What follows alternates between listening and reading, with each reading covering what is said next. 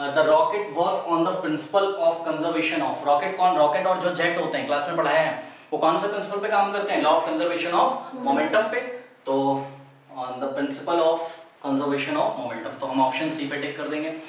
जिन बच्चों को कॉन्सेप्ट नहीं क्लियर है प्लीज क्लास करें, फिर भी मैं थोड़ा सा यहाँ पे एक्सप्लेन कर देता हूँ। रॉकेट्स में एक्चुअल में क्या होता था, ध्यान से करिए। अभी जैसे रॉकेट ये अभी रेस्ट पे, ठीक है, अभी इसको छोड़ने की तैयारी चल रही है, अभी छोड़ा जाएगा, ठीक है। तो अभी रेस्ट पे, बताओ इसका मोमेंटम कितना है अगर रेस्ट पे, जीरो। मोमेंटम का टोटल मोमेंटम में भी कितना है, तो when the rocket is at rest, when the case 1, when the rocket is at rest, तो इसका मोमेंटम यानी कि टोटल मोमेंटम कितना है इसका, जीरो। टोटल मोमेंटम इसका कितना है, जीरो। कैसे, मास इसका कुछ ना कुछ होगा, बट वेलोसिटी तो है ही नहीं, रुका हुआ है, तो m into v कितना आ जाएगा, जीरो। अरे भाई चेक करो, टोटल मोमेंटम कैसे, m into v, मास कुछ ना कुछ होगा, हम मना नहीं कर रहे हैं, लेकिन वेलोसिटी तो कितनी, जीरो। तो अभी टोटल मोमेंटम किसका, इसका कितना है अभी टोटल मोमेंटम, जीरो। जब ये कब है, कहाँ पे, रेस्ट पे। अब देखिए when case 2, when rocket is in motion, is in motion. अब रॉकेट जब मोशन में आएगा तो क्या होता है, ध्यान से करिए। एक बार बताऊं, बॉडी तो वही है, टोटल मोमेंटम कितना था, जीरो। तो जब रेस्ट पे टोटल मोमेंटम जीरो था, तो चलने पर भी जब वो चल जाए तब भी टोटल मोमेंटम कितना होना चाहिए, जीरो। तभी तो मोमेंटम कंजर्व रहेगा। कंजर्व मतलब संरक्षित रहना, ना तो उसको पैदा किया जा सकता है, ना तो उसको डिस्ट्रॉय किया जा सकता है, ठीक है। तो law of conservation of momentum. अब आप देखिए होता क्या है, जब रॉकेट मोशन में आता है तो इतना सबको पता होगा, ये फ्यूल होता है यहाँ पे रॉकेट में, ठीक है, हाइड्रोजन फ्यूल। तो यहाँ से गैसेस निकलती हैं। जब ये गैसेस निकलेंगी तो ध्यान से सुनिए, गैस जो होती होंगी, जो भी गैसेस यहाँ से निकलती हैं, उनकी वेलोसिटी बहुत हाई होती है, क्योंकि जो भी चैम्बर होता है ना, वहाँ काफी हाई प्रेशर हो जाता है गैसेस का। जब फ्यूल बर्न होगा, भाई गैस बनेगी। अब गैस को जब आप नोजल से निकालेंगे, मतलब ये छोटे छोटे नोजल होंगे, छोटे छोटे होल्स आप समझ सकते हैं यहाँ से, तो आप समझिए ना, आपने फॉर्मूला क्या पढ़ा है, pressure is equals to force upon area. तो इस नोजल का एरिया बहुत कम होता है, ठीक है, तो प्रेशर बहुत ज्यादा लगेगा, बहुत प्रेशर से गैस निकलेगी यहाँ पे। तो बहुत जब प्रेशर से गैस निकलने का मतलब है, क्लियरली हम लोग समझ सकते हैं कि गैस के पार्टिकल तो बहुत छोटे छोटे हैं, यानी कि मास तो उसका बहुत कम है, लेकिन वेलोसिटी बहुत ज्यादा हाई है इसकी वेलोसिटी, आप इमेजिन भी नहीं कर सकते हैं। तो इसकी वेलोसिटी बहुत हाई होगी, यानी कि एक ऑपोजिट डायरेक्शन में मोमेंटम बन गया। कैसे, निकलने वाली गैस के पास बच्चों मास भी है, और निकलने वाली गैस के पास वेलोसिटी भी है, तो यहाँ एक मोमेंटम बना। तो इस डायरेक्शन में एक मोमेंटम बना, लेट अस से कितना, p1, ठीक। तो अगर मैं आपको ये बोलूं कि मोशन में इसका टोटल मोमेंटम क्या p1 है, जवाब है नहीं। कितना होना चाहिए, जीरो होना चाहिए। तो इसका मतलब जितना मोमेंटम इस डायरेक्शन में बना है, उतना ही मोमेंटम इंपार्ट होगा किसको, इंपार्ट मतलब मिलेगा, किसको मिलेगा, रॉकेट को मिल जाएगा। तो उतना ही मोमेंटम रॉकेट को मिल जाएगा। अब ध्यान से फोकस करिए बच्चों कि अगर इधर p1 मोमेंटम पैदा हुआ गैसेस की वजह से, जो गैस निकल रही है, तो इतना ही मोमेंटम इस डायरेक्शन में लगेगा रॉकेट पे।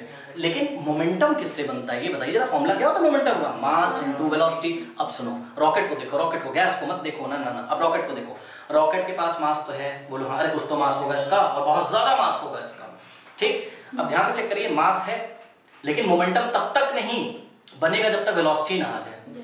तो ऑपोजिट डायरेक्शन में, ध्यान से सुनो, ऑपोजिट डायरेक्शन में p1 मोमेंटम बनाने के लिए मास भी होना चाहिए और कुछ ना कुछ वेलोसिटी भी होनी चाहिए। रॉकेट के पास मास तो था, तो ऑपोजिट डायरेक्शन में एक मोमेंटम बनाने के लिए बच्चों वेलोसिटी पैदा हो जाती है रॉकेट में, और ये वेलोसिटी जो है रॉकेट को ऊपर ले जाती है, क्योंकि वेलोसिटी होगी, धीरे धीरे वेलोसिटी चेंज होगी। जब rate of change of velocity होगा तो एक्सीलरेशन पैदा होगा, तो रॉकेट पे एक तरीके का फोर्स लगेगा और वो ऊपर की दिशा में जाएगा, क्योंकि rate of change of velocity ही क्या होता है, फोर्स होता है। तो कोई डाउट है? अब खास बात आप ये समझिए बच्चों कि अगर इधर हो रहा था p1, तो ये होगा कितना, -p1।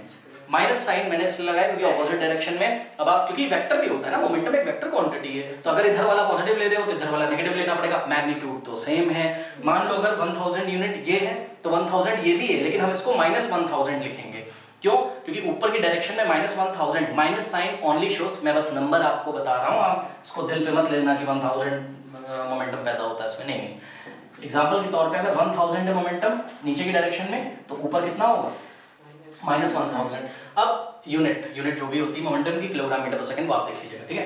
तो बच्चों minus sign only shows that the direction is just opposite to this. कोई डाउट है? बताइए। अब इसका वेक्टर सम कर दो, और जब हम वेक्टर सम करते हैं तो हम साइन के साथ करते हैं। तो इनका वेक्टर सम करोगे मतलब नेट मोमेंटम या टोटल मोमेंटम, नेट मोमेंटम बोल दो या आप टोटल कब, जब रॉकेट चल रहा है तो नेट या टोटल मोमेंटम स्टूडेंट्स कितना हो जाएगा मुझे बताइए। ये हो जाएगा वेक्टर सम P1 और P2 का, सॉरी P1 और ऑब्वियसली ये P2 है, यही तो क्या है माइनस P1 है ना, तो रख दो यहाँ पे P1 कितना है 1000 और P2 क्या है, अरे P2 यार वही माइनस P1 है भैया, लो। तो total momentum this momentum plus this momentum तो कितना हो जाएगा 1000 प्लस ब्रैकेट में माइनस 1000। अब तो सॉल्व कर लोगे 1000 और प्लस माइनस माइनस कितना हो गया बोलो, 0। चेक करो सही तो है, पहले भी टोटल मोमेंटम 0 था, अभी भी टोटल मोमेंटम 0 है, सही है ना। Yes sir. लेकिन आपने देखा कि गैस जब निकली पीछे से तो उसने गैसेस की वजह से एक तरीके का मोमेंटम पैदा हो गया और वही मोमेंटम इंपार्ट हो गया किसमें, रॉकेट में। और रॉकेट में मोमेंटम आने के लिए क्या क्या चाहिए, मास चाहिए, वेलोसिटी चाहिए। मास तो था ही रॉकेट के पास, वेलोसिटी आएगी तभी मोमेंटम आएगा।